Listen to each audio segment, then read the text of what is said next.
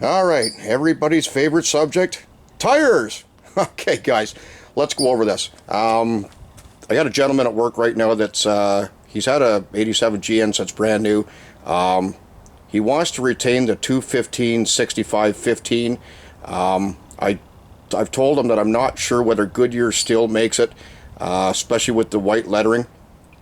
But what a lot of the guys do, they jump up. I'm sorry, the 215 65 15 is a 26-inch tall tire.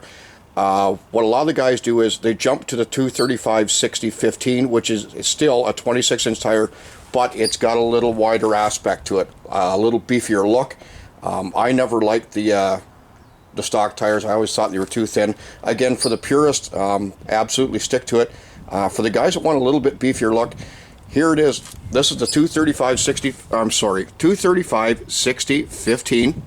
This is a Cooper Cobra, and I think it's also white lettered on the inside for the guys that like, yeah, it is. It's white lettered for the guys that like white lettering, and you can just flip it to the outside. I always go black wall myself. Again, I've just got this here. I run these on the street sometimes. Again, this is how it looks on the stock GN rim. It doesn't bulge on the sides at all. Again, I'm just showing this for you guys. Again, it's the 235 60 15. A lot of guys jump to this from the stock size tire. Again, this is the Cooper Cobra. So that's that one. Moving on. And this is for the guys that want to just roll that into the garage. Hope he doesn't roll back out at me. Okay. Now. There she fell. Beautiful. Okay. This is the Mickey Thompson 28 by 10.5 by 15. Now I have this mounted on the stock GN rim. Mickey Thompson calls for an 8-inch rim. Our GN rims and the other TR rims from the factory are 7-inch. Probably from a safety standpoint, they're asking for you to put it on an 8-inch rim. I run it on the 7-inch. And it fits no problem. The optimum back spacing for the rear tires on these cars is 4-inch. Anything other than that, and you're getting into spacing. Again, the 4-inch back space is absolutely optimum. It keeps the tire off the frame rail and the fender lip. So anyway, now, if you look on Mickey Thompson's site, I believe they've got 4 different 28 by 10.5 by 15s. Now let's have a look at this one here. This one is the 28. I don't know if you guys can see that. Anyway, it's a 28 by 10.5 by 15S. Now basically what matters is it's a section width from here over to here. And you've got to fit that between the frame rail and the fender lip. Now, I believe the other 28.5, I'm sorry, the 28 by 10.5 that will fit, I believe it has an M after the 15, M as in Mike. This one is S. S as in shit. So anyway, these two fit, and I believe the section widths are very, very close. The other one or two that they have on there, the section widths are way too wide. They will not fit between the frame rail and the wheel lip. So you've either got to stick with this one here, which is the S, or I believe the other one is the M, but all you got to do is take a look at the section width, and they're pretty close to one another. Again, this Mickey Thompson does specify an 8-inch rim width. I run it on the 7. Now, the problem with the 7-inch rim is it sucks the tire in. And when that happens, the top of the tire, this damn thing won't stay still. Hang on a sec, guys. Jesus H. Just stay still for 2 seconds. Okay. Basically what happens is the 7-inch rim, it sucks it in, so it makes the one on the tire go round. Now, when I tested with this thing at the old arm drop Picton Drags, what I did was I started out with 12 PSI in it. And when I did my burnout, I think it burned over to about this far. So I dropped it to 11 pounds, it went over. And when I dropped it down to 10 pounds, it went all the way across. So that's what worked for me. Again, this is supposed to be on an 8-inch rim. I'm getting away with it on a 7, and at 10 pounds, it works quite well. But like I said, from a safety standpoint, guys, you might want to keep it on an 8-inch as they require. But anyway, I run it on a 7. The only time I run these 10.5s, the old Picton arm drops are at a World War II airport airfield, and the tarmac has been down since since World War II. All the stone has come to the top. It is incredibly abrasive.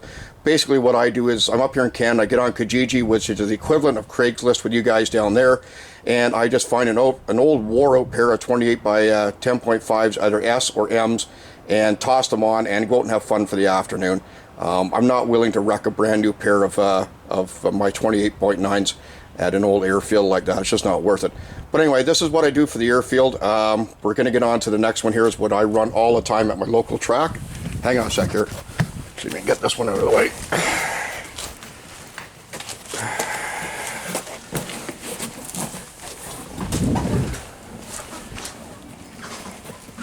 All right. Okay, what we have here is the Mickey Thompson 28 by 9 by 15, and again, the optimum back spacing is 4-inch, guys. These, I think I've had these on the stock GN rims. They work fine. I am telling you guys, or I'm trying to help you guys along on a budget. All of my rubber, I buy it used. I cannot afford brand new slicks, drag rails or nothing. The tires you see here are all used coming off Kijiji. I just can't afford it. It's way too expensive. Now, the rims you're looking at are, God, what the hell are they? Oh, Billet Specialties. These are an extremely expensive rim, extremely light for racing. Again, I got these off the same gentleman I got the cold air kit off of. He wanted to go back to bone stock, and I got the rims and 2 sets of tires off him for almost nothing. So I lucked out on it. These are great for lightening the car up for racing. But anyway, back to the tires. These are 28 by 9 by 15 Mickey Thompson slicks. Again, the ultimate back spacing is 4-inch. Now, these rims are 4.5. And with the aluminum drum, rear drum, which is slightly thicker, and with a 7/32 inch spacer, I can fit these in because the back space on these is 4.5 inch. So with the aluminum drum and the 7/32 inch spacer, these clear the frame rail, and they also clear the wheel lip, no problem whatsoever. I tried them without the spacer, and it was rubbing on the frame rail, didn't work. So again, with something with a 4.5 inch backspace and a 28 by 9 by 15 Mickey Thompson slick, you're going to need a 7/32 inch spacer and possibly the aluminum drum, because it's a little thicker than the stock cast iron. Again, these are the Mickey Thompson 28 by 9 by 15 slicks. They work beautiful. Depending on ambient air temperature, I think I run them around 12 to 12.3 pounds, and they work pretty good. I've had the car right down in the 1.5s launching with this thing. Okay, moving on.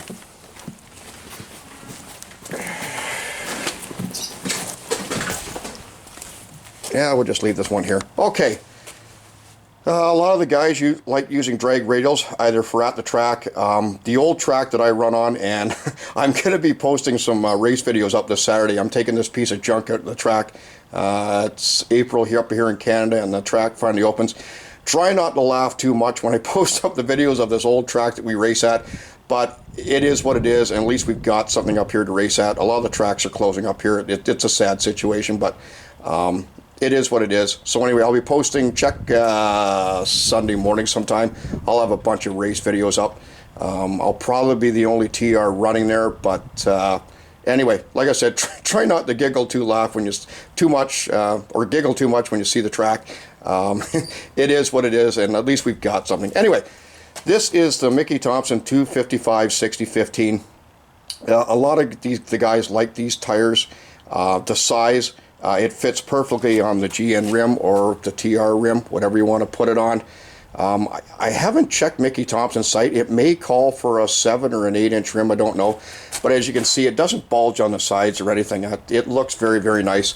The height of the tire is 27 inch. It's 1 inch over the stock 215/65/15, but looks very nice. It gives the car a little bit of a stance, so if you want to put a 26-inch tire up front like the 235 60/15 and this one out back, the back of the car will sit up 1 inch. Again, this is the Mickey Thompson 255 60/15. It's sitting on the stock GN rim. Again, guys, try and find a rim right around 4 inch. It'll fit perfectly. All right. Now, on to the back of this one. This is the stance, and again, everybody has their own preferences. I like the back end sitting a little higher. So, on the back of the car, for the street, I've got the Mickey Thompson 275 60/15. Tire height is 28 inches. Now, the section width is exactly the same as the Mickey Thompson 28x9 slick. So this one fits perfectly as well. Now, as you can see, we were talking about spacers and aluminum drums. You can see I've got the aluminum drum on it, and again, the aluminum drum is a little bit thicker, so it pushes the tire a little closer to the wheel lip, and you can see the spacer I've got in it as well. Again, these billet specialties are 4.5 inch, and with a 7/32 inch spacer and the aluminum drum, these tires fit right perfectly between the frame rail and the wheel lip with no rubbing whatsoever. Okay guys, that's about it, and once again, thanks so much for watching, and I'll have some race videos up. I'm going to try and post them Saturday night, but YouTube can be kind of slow uploading, so I probably won't be able to get to them until Sunday morning. Once again, guys, thanks so much for watching, and have a nice evening. Take care, guys.